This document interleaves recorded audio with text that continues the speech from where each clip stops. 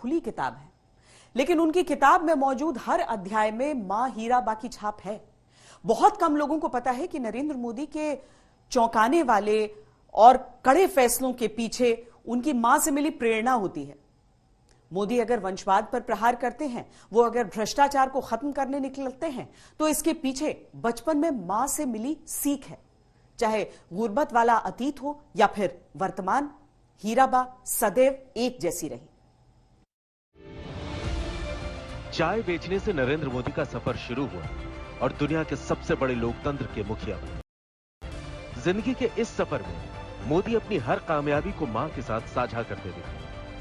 बहुत कम लोगों को पता है कि जब मोदी ने पहली बार मुख्यमंत्री पद की शपथ ली थी, तो उससे पहले मां ने एक शपथ दिलाई थी। मुझे याद है, जब मेरा मुख्यमंत्री बनना तय हुआ तो मैं गुजरात में नहीं था।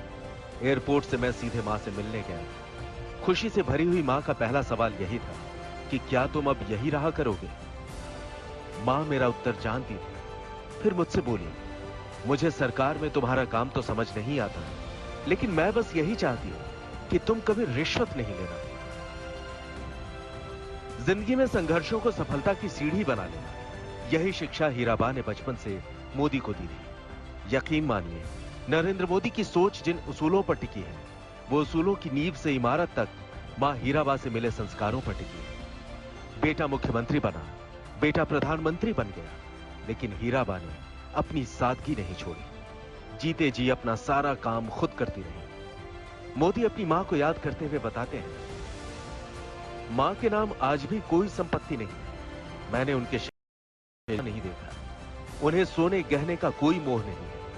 वो पहले भी सादगी से रहती थी और आज भी वैसे ही अपने छोटे से कमरे में पूरी सादगी से रहती है। ईश्वर पर मां की अगाध आस्था है, लेकिन वो अंधविश्वास से कोसों दूर रहती है। बेटे नरेंद्र को हमेशा हीराबा ने स्वावलंबी बनने की शिक्षा दी। जब से मोदी सरकार का हिस्सा बने, तब से सिर्फ 2 मौके ऐसे आए जब वो सार्वजनिक जीवन में उनके साथ दिखे। इसके पीछे क्या वजह थी, नरेंद्र मोदी ने समझाया। आपने भी देखा होगा, मेरी मां कभी किसी सरकारी या सार्वजनिक कार्यक्रम में मेरे साथ नहीं जाती है।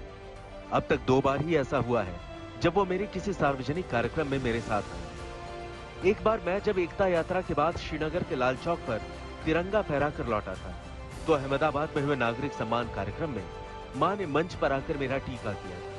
मां के लिए वो बहुत भावुक पल इसलिए भी था क्योंकि एकता यात्रा के दौरान फगवाड़ा में एक हमला हुआ था। उसमें कुछ लोग मारे भी गए थे।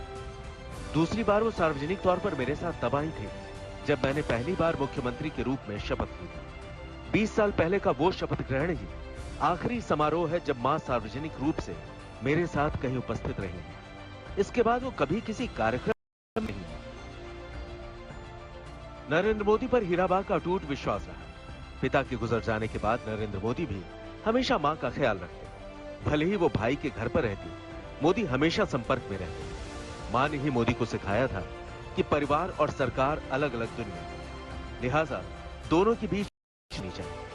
तभी तो मोदी के कहने पर भी मां कभी सरकारी प्रोग्राम का हिस्सा नहीं बनी। मुझे एक और वाकया याद आ रहा है। जब मैं मुख्यमंत्री बना था, तो मेरे मन में इच्छा थी कि अपने सभी शिक्षकों का सार्वजनिक रूप से सम्मान करूं।